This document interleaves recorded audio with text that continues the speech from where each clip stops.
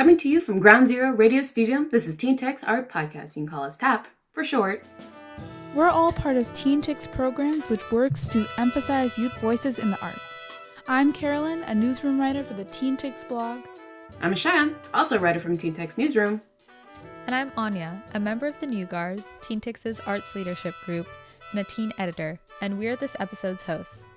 Today, we'll talk about the exciting events that are happening this January. So, Carolyn, what's on tap today? Today, we're going to cover a variety of arts events from quarantine choreography to an event focused on the art of shoes. First off, let's talk about an interesting lecture by Town Hall Seattle. For sure.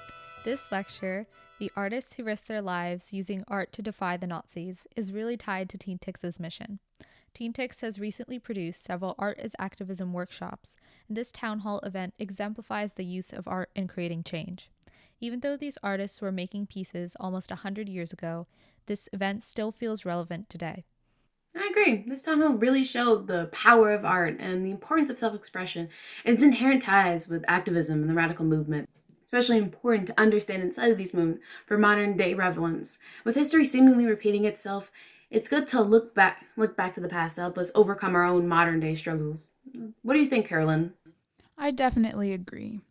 And what struck me was how the artists had to overcome so much and be so confident in themselves. They not only had to overcome their own self-doubts and how they identified themselves, but also the invalidation that others showed them about their work. Be sure to check out our blog for a review of this show. This event already happened, but if you're looking for some art to engage in right now, KEXP's 90.teen is an amazing radio show that happens every Saturday. Yeah, KEXP hosts a super cool youth DJ program, and these teens recently produced 90.teen, a program curated by youth for youth. I was especially excited to hear teen voices on the radio because I feel like I haven't heard many, if any, youth DJing for a radio station. Yeah, I absolutely agree. I thought it was so interesting, and I thought that the music was very youth influenced as well, which I really appreciated.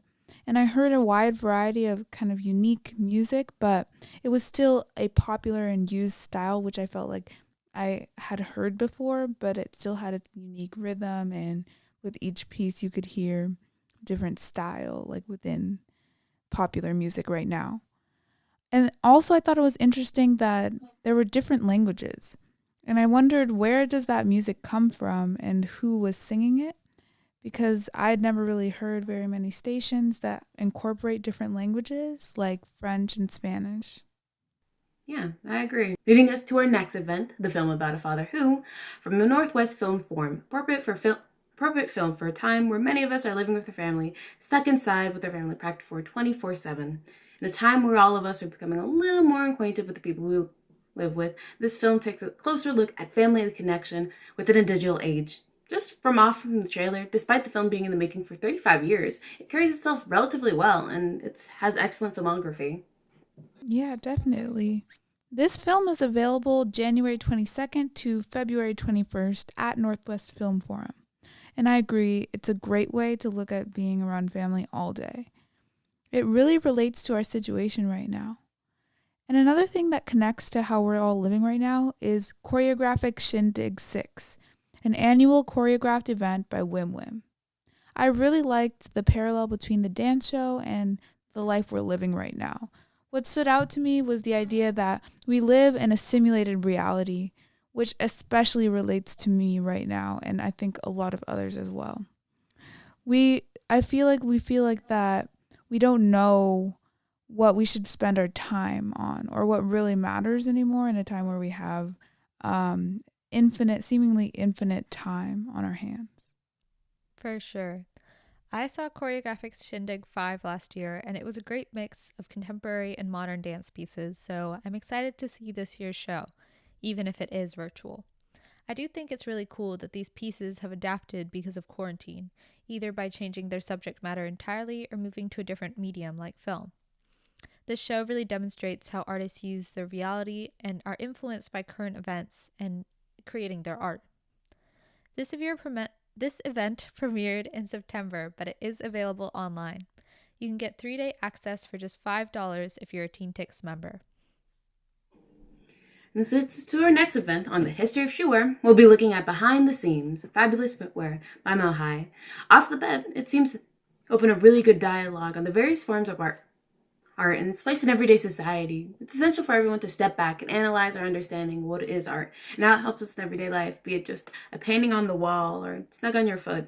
As a society, we tend to have a very limited view on what is art, and what isn't art form, and this show could really open the doors for a newfound appreciation for shoe design and footwear. Yeah, I definitely agree. It's a very unique type of event, and I feel like I've never really experienced anything like it. And it's also an example of something that seems to be easily translated to a virtual environment. And I'm so glad that's true because it's a great event, and I'm glad that people can engage with it online so well. For sure.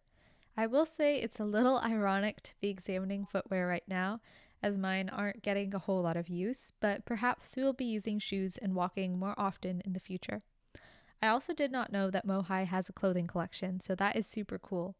While this event did happen on January 14th, you can definitely check out that online collection to learn more about clothing at Mohai. Other events to look at this month include The Reason I Jump, a movie at SIF based off of a book written by a 13-year-old with autism. Yeah, you should also definitely check out the Pacific Science Center's Laser Dome, which is really interesting show that involves music and laser shows which like coincide with the music. And there's also an interview with the Laser Dome team leader who tells you a little bit about the logistics behind the shows and what really has to go on for our laser show to happen. And you should also check out Mohai History at Home. It offers an online experience and it portrays many historic exhibits, which is great for young people to engage with because there are not many opportunities for that, especially right now. That's understandable, but it's always a great thing to get young people involved in the art of history. Thank you, Carolyn. And thank you for tuning in to TeenTix Art Podcast of the Ground Zero Radio, where we listen to be heard. I'm Ashia. I'm Carolyn. And I'm Anya. The music in this episode was written by the Steve Griggs Ensemble, produced through the Jack Straw Artist Support Program. A big thank you to the Teen Programs Manager, Mariko Nagashima, and the Ground Zero Program Manager, Maso Yamada. You can find us on our blog at teentix.org/blog or on the TeenTix YouTube and SoundCloud channels. Join TeenTix again next month to find out what's on tap. Thanks for listening.